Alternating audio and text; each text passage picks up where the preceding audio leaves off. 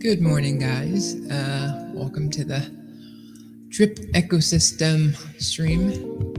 My name is Potter, and there's a lot been going on with the Drip community. Yesterday, I highlighted a Drip protocol called Droplet, which is being led by the community, and we're starting to see a lot more of that. So let's just get into it. We'll also go over a little bit of the AMA from yesterday.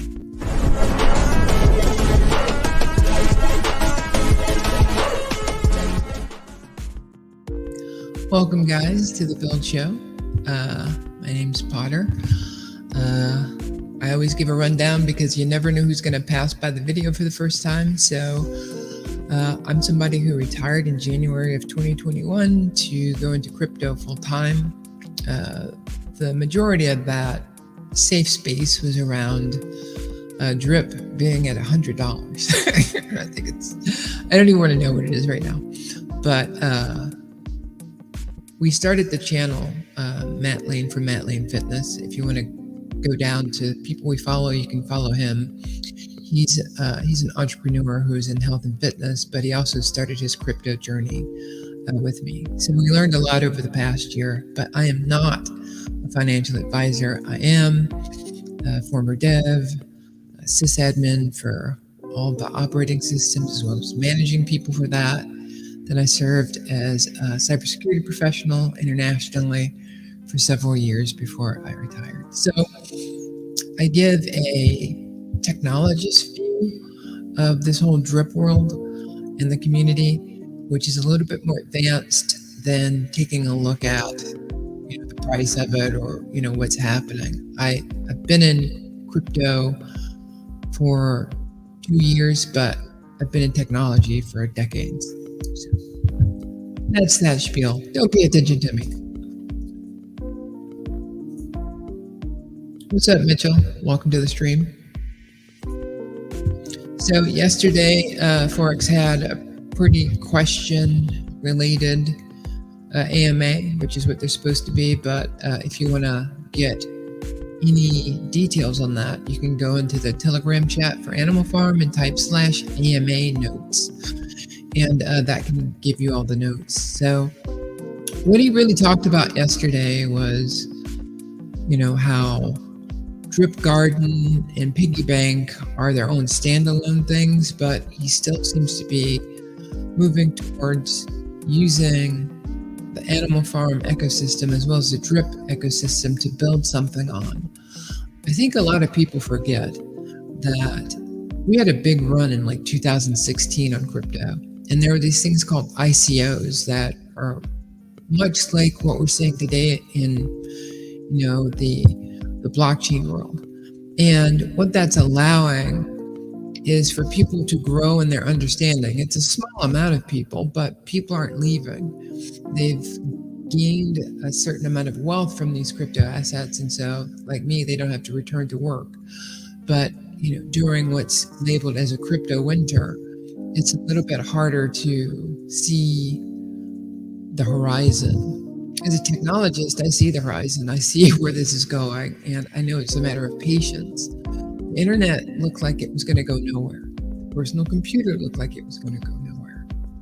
It was iPhones and iPads that kind of took off. But even if you take a look at tablets, I remember everybody thought it was going to be called iTablet or iTab. It took a while. So we're living a micro life where we look at this stuff every day. But when I look at it, I kind of see where Forex is going. And I don't have the Forex stuff in the background today because it's not about Forex as much as it is about a learned community that is starting to apply these technologies to create wealth for the investors who went into Forex's initial offerings. Now, some of them, as we've seen over the past couple of years, they're just ghosts. They don't really do anything. They're there for money grabs. People don't know what they're doing. Some good efforts, but mostly bad. And what I found with Droplet, I'm going to review another one next week on Thursday for NFTs. What you're starting to see is some smart people do some very smart things. I have made a 45% ROI on Droplet. And that's a week. So that entices me to participate more. My strategy has always been go in with a small amount and then see if you can get that ROI back, and then use that ROI to invest, get your investment out, but then start building after that. And if it sustains that, then great. If it doesn't, oh well, you watched another crypto platform crumble in front of your face. That shouldn't be a shock. Hi, Javiera. Yeah, I know he's the eye candy the ladies come to see. He's still working as a nurse, and he has his own business. So he's doing more of the health and fitness, but he always chimes in and say, "I'm not gone. I'm still believing in the crypto thing." There's just nothing to see. And Matt, as a business person, doesn't want to waste his time on, just talking about the same thing. So when there's something to talk about that's outside of the norms, he'll be back. So I'm not sure how long the video will be today because I went over Droplet in detail, but it's still important to remember that we have programs out here that are taking the assets and making them into something greater. And when you are looking to build in a crypto winter, in my opinion, you want more of the assets. The dollar amount, unless you're living on it, shouldn't necessarily matter. So I have crypto assets from Avalanche, Phantom, and BNB blockchain that I'm just building because I believe that these developers aren't going anywhere and they're continuing to innovate. They're making mistakes, but they're continuing to enhance both the user experience, provide more clarity into what's happening in the space, and like Droplet, they're turning a profit. If you take a look at Bank Teller, for example, he's a dev who hasn't gone away. He's continuing to provide some level of support for his asset, and that's just uncommon. What you generally see in the crypto world is people who come in and they just, they're like the 49ers in California. They just want their gold. They want to be rich. They want to take care of their families, but they're not looking at it in any kind of futuristic or project-related idea. So when Forex is talking about the roulette game, he's talking about a lottery. He's talking about having millions of powder. Powder is cash that you can inject into the ecosystem to support things, but I'm just not sure what you can support, or why you want to support it. He is notorious for really looking at marketing more than the community. But he has a DAO. So in the DAO, we get if you have 300 of his REAP token, which is expensive and it's on the Ethereum blockchain, you're probably getting a lot more information than I have. But in a DAO, you shouldn't be sharing that information because then your competitors can take that information and beat you to market, or fake like they can beat you to market, and take your clients who are, I'm pretty sure we have over 100,000 drip wallets. In excess of that, people related to that, it's probably closer to slightly closer to 100,000, but it's probably under that. So that's really, statement that I really wanted to make. There's nobody here commenting. So I'm not necessarily sure what to say. Mitchell, do you have anything? Because we can keep this stream incredibly short. And it's not because I lack, the motivation to, discuss any of this. It's just that why rehash? Hey, we got some March dates. No, we got some March time frames. if you're watching this channel, you understand about the drip ecosystem, and you understand that there's a roulette game, there's a scratchy game, there's a lottery, there's a drip UI, there's on-ramp, there's lending that's supposed to be part of the protocol. But unless you have release dates, okay, let me give you a little bit. So in the Innovator Solution, it's a book about disruption. I read it because Steve Jobs talked about it. When the leader of a certain product, I think in the book they use rebarb, is making something that allows people to come underneath, and that disruptor kind of has their own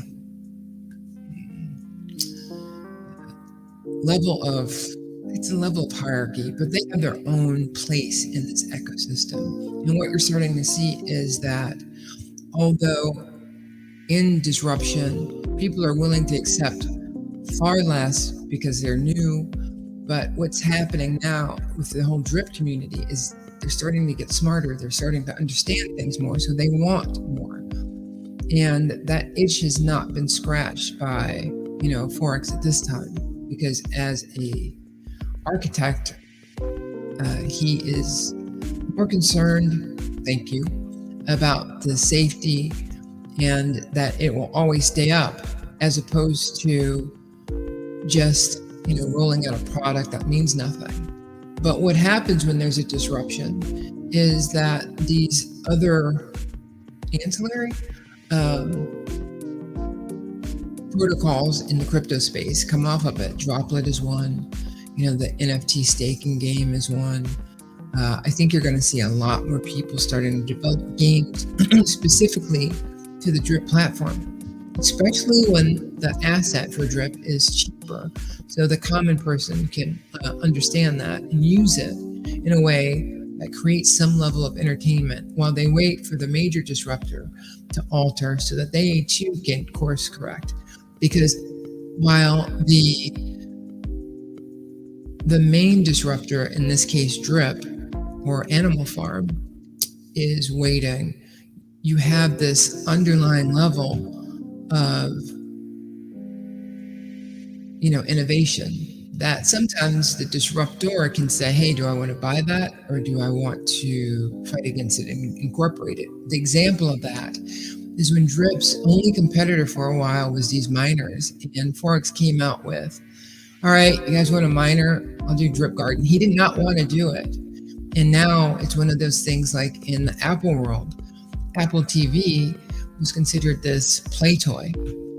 But then they started to see revenue in it, and they started to make it something new or something that, could hold margin for the company. It's still a very small part.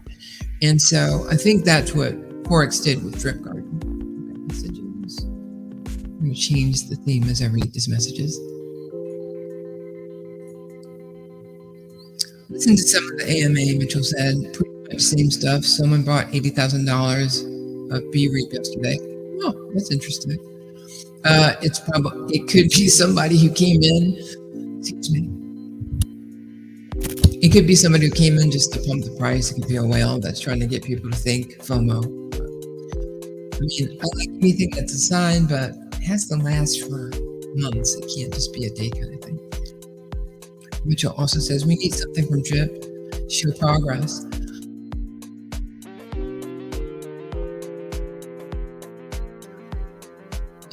Mitchell, based on Forex's behavior, I don't know what happened there.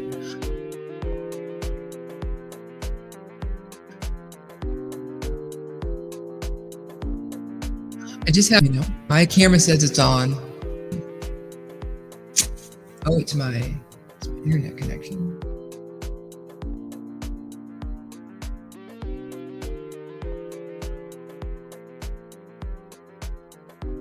Well, anyway, it's a good way to end. So I'm giving signs to industry, but I think he's up to something. I think the innovation is there, and we'll talk more about drip next time when I'm blacking out and blacking in. Thanks, Mitchell, for tuning in. Remember, if you want to find Matt, you can find him at Matt Lane Fitness. And I will, got another comment. Yeah, for me, it doesn't freeze, it just blacks out. So I don't know how much you're hearing. So there's not a lot of super new stuff. I talked about disruption and helping you guys to understand how that plays into all the Forex offerings. But we'll talk about that when I have a little bit more of a steady connection. You guys have a great weekend, and I'll see you next time. Brand. Until then,